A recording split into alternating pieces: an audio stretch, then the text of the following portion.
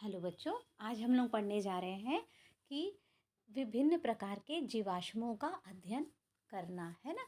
तो आज हम लोग पढ़ेंगे जीवाश्म टॉपिक। ठीक है, तो डिफरेंट टाइप के जो जीवाश्म हैं या जो फॉसिल्स हैं उनकी हमको क्या करनी है, स्टडी करनी है। ठीक है, तो अगर हम फॉसिल की स्टडी करते हैं तो सबसे पहले हमें पता होना चाहिए फॉसिल का उत्पत्ति या फॉसिल जो है कैसे बना, है ना। फॉसिल वर्ड जो है वो कहाँ से आया।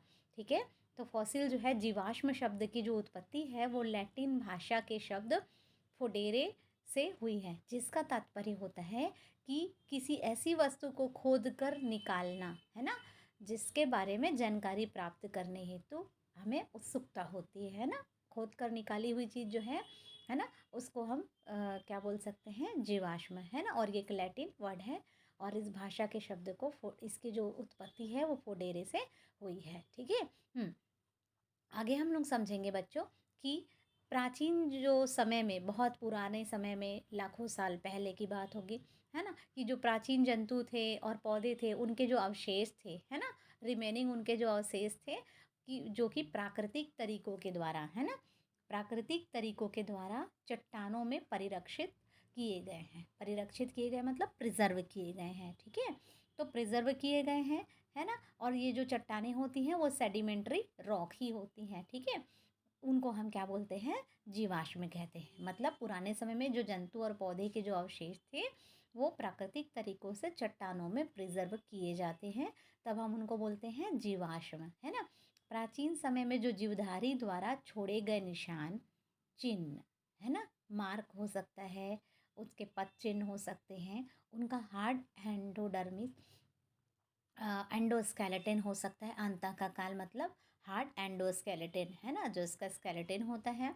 एवं संपूर्ण जीवधारी आदि जो है, कभी कभी कंप्लीट एनिमल का भी जीवाश्म हमको मिल सकता है। तो जीवाश्मों में इनको शामिल किया जाता है ना। और ये जो जीवधारी हैं, जीवधारी अथवा इनके जो चिन्ह हैं वो चट्टानों में मिल सकते हैं, बर्फ़ में मिल सकते हैं। कहाँ कहाँ ये जीवाश्म पाए जाएंगे इसको आप अच्छे से याद कर लेना।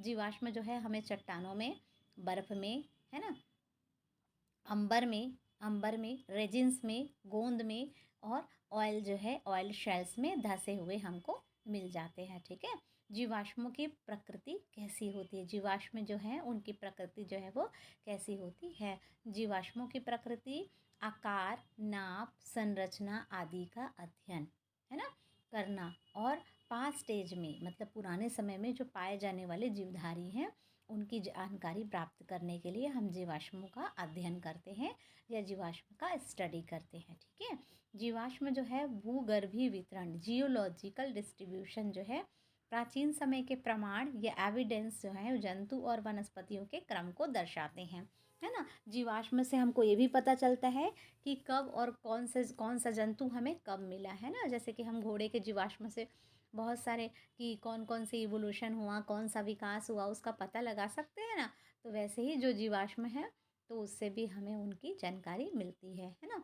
और इसकी जो व्याख्या है ना, व्याख्या करना और उनकी आयु का पता लगाना, है ना, जीवाश्म का कैसे, जीवाश्म कब बना, कैसे बना, है ना, और उसकी सूची जो बनाना है, एक लिस्टिंग करना है। तो ये जो है उसको हम क्या बोलते हैं, जीवाश्म की या पैलिएंटोलॉजी, है ना। पैलिएंटोलॉजी का मतलब होता है जीवाश्म की आयु का ज्ञात करने का जो कार्य है वो किस में किया जाता है, जीवाश्म की। अब हम लोग पढ़ते हैं, अभी तक तो हमने ये पढ़ लिया कि जीवाश्म किसे कहते हैं, जीवाश्म कैसे बना।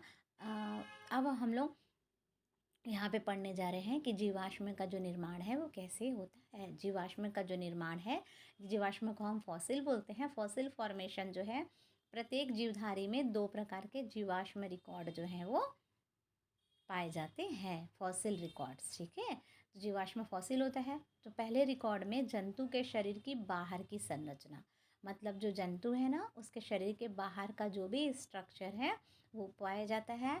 और दूसरे रिकॉर्ड में जंतु शरीर होता है, पहला बाहर वाला स्ट्रक्चर और दूसरे रिकॉर्ड में जंतु का शरीर, है ना। तो जीवाश्म में संपूर्ण शरीर अथवा विखंडों का प्रिजर्वेशन होता है। कभी कभी पूरा बॉडी का प्रिजर्वेशन होता है या तो किसी फ्रैगमेंट्स का प्रिजर्वेशन होता है या उनको परिरक्षण किया जाता है। और बहुत ही कम जीवों में क्या होता है, ज्यों की त्यों संपूर्ण शरीरों का प्रिजर्वेशन होता है और जीवाश्म का फॉर्मेशन होता है, अर्थात जीवाश्मों में कुछ ना कुछ परिवर्तन अवश्य आते हैं, है ना, कुछ ना कुछ चेंजेस अवश्य आता है। और ये देखा गया है कि पौधों का जो भी कठोर वाला भाग होता है ना, कठोर ऊतक है ना, हार्ड टिश्यू जो है वो भली भांति परिरक्षित हो जाते हैं, किंतु मुलायम ऊतक जो है वो ठीक प्रकार से परिरक्षित या है ना नहीं हो पाते हैं, है ना जी। तो यहाँ पर पढ़ेंगे बच्चों, जीवाश्म का जो निर्माण है, जीवाश्म निर्माण के समय जीव द्रव्य जो है वो प्रिजर्व नहीं होता। जीव द्रव्य मतलब प्रोटोप्लाज्म जो है वो प्रिजर्व नहीं होता है। पतली भित्ति वाले जो सेल्स हैं या ऊतक जो हैं वो बहुत कम प्रिजर्व होते हैं, बहुत कम परिरक्षित होते हैं।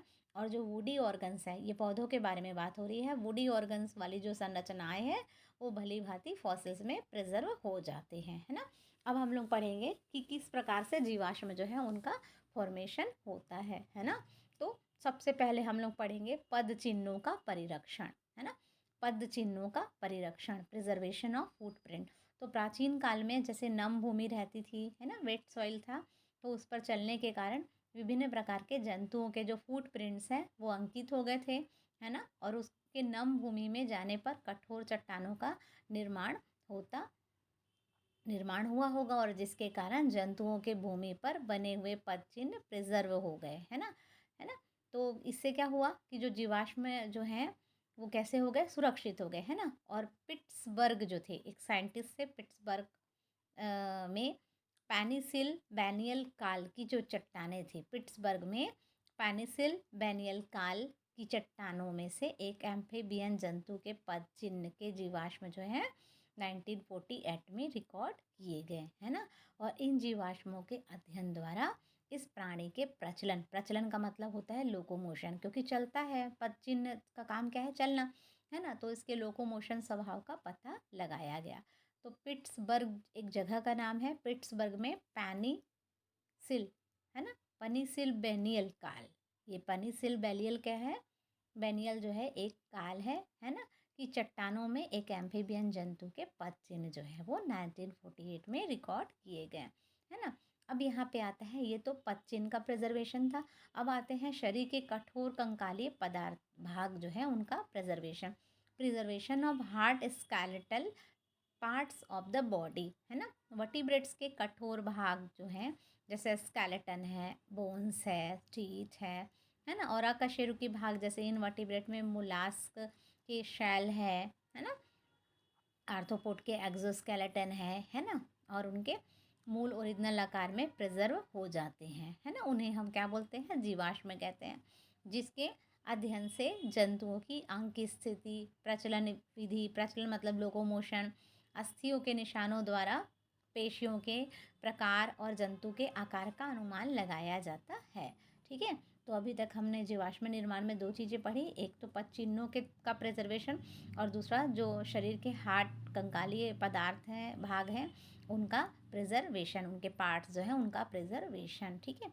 अब एक और विधि होती है जिसे हम बोलते हैं बच्चों पेट्रीफिकेशन, ठीक है, पेट्रीफिकेशन। तो पेट्रीफिकेशन में क्या होता है, पेट्रीफिकेशन जो है इन जीवाश्मों में, है ना, इन जीवाश्मों जो रहते हैं ना, जीवित जंतुओं की भांति ऊतक एवं जो कोशिका है ना, कोशिकाओं सेल का पूर्ण रूपेण प्रिजर्वेशन होता है। पेट्रीफिकेशन में क्या होता है, जीवाश्म में टिश्यू और सेल का कंप्लीटली प्रिजर्वेशन होता है, जिससे जंतुओं का आकार एवं आंतरिक संरचना भली भांति परिरक्षित होते हैं, मतलब अच्छी तरह से ये प्रिजर्व होते हैं, है ना।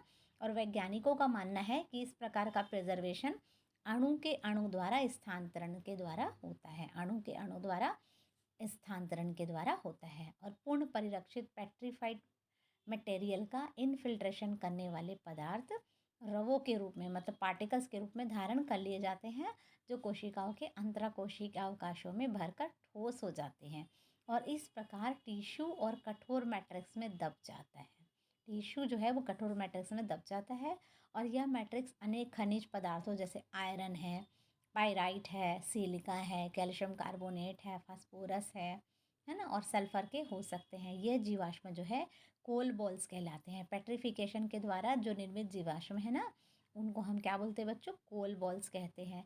इसका उदाहरण आप ले सकते हैं कि 30 करोड़ वर्ष पुरानी शार्क मछली की जो पेशियों के जीवाश्म हैं उसकी स्टडी, है ना, द्वारा पेशियों के मायोफाइब्रिल और अनुप्रस्थ पट्टियों को स्पष्ट रूप से सूक्ष्मदर्शी में देखा जा सकता है। ठीक है, तो इसका उदाहरण क्या है, कोल बॉल्स है। ठीक है, अब ये जो फॉसिल आपको दिखाई दे रहा है ये साइकेट्स का इम्प्रेशन है ना, और एक अंबर ये वाला दिख रहा है, ये साइकेट्स है बच्चों, ये साइकेट्स का इम्प्रेशन है ये, है ना, और ये साइकेट्स का इम्प्रेशन है। और जो बी जो है अंबर फॉसिल में, ये आपको ये अंबर पूरा फॉसिल है और इसमें आपको एक इंसेक्ट जो है वो आपको दिखाई देगा, इसके अंदर में ये पूरी तरह से प्रिजर्व है ना।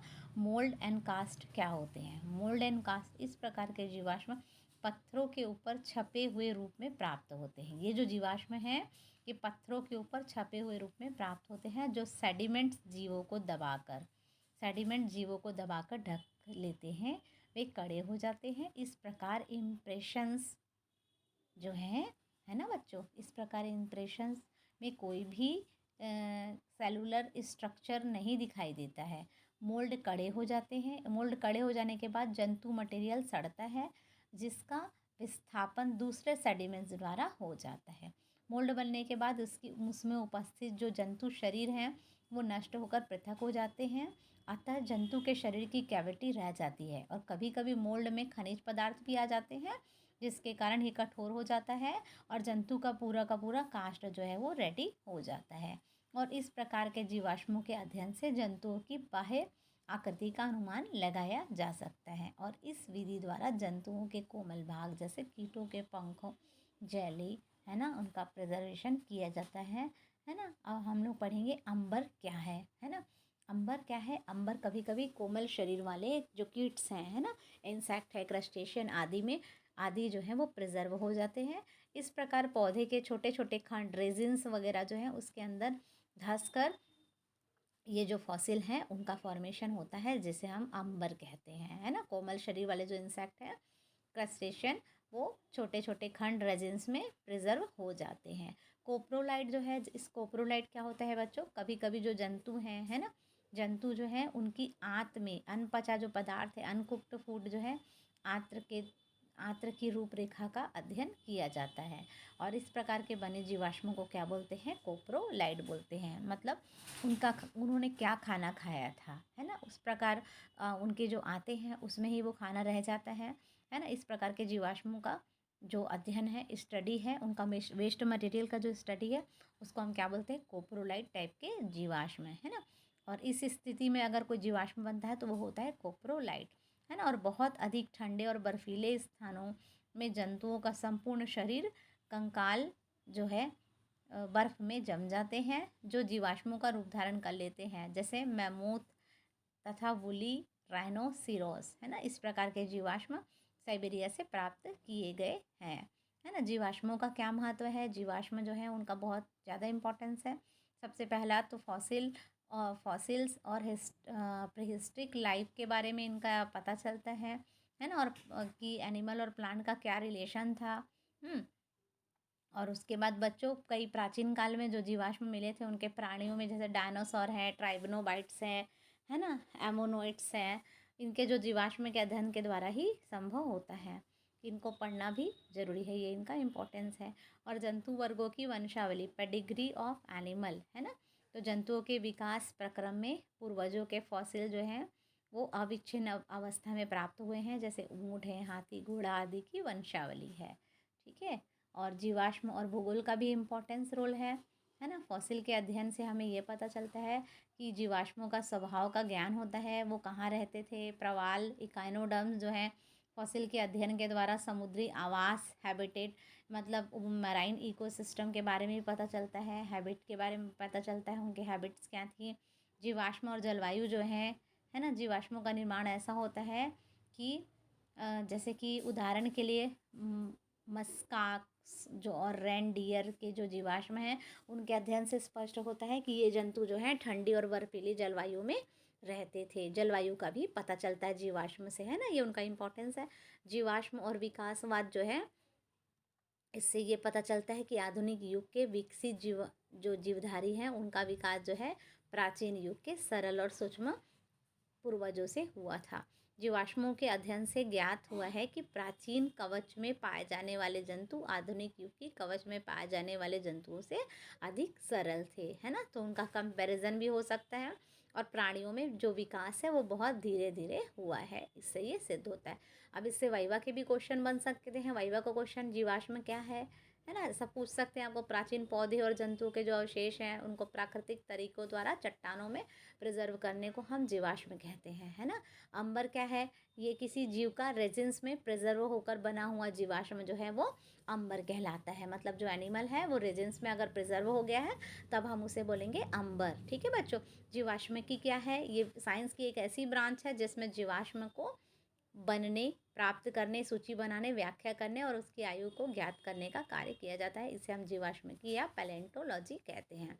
पेट्रिफिकेशन क्या है, ऊतकों और कोशिकाओं का प्राकृतिक तरीकों से पूर्णतः परिरक्षण। परिरक्षण मतलब कंप्लीटली प्रिजर्व करना, है ना, उसको हम क्या बोलते हैं, पेट्रिफिकेशन। पेट्रिफिकेशन मतलब कंप्लीट प्रिजर्वेशन।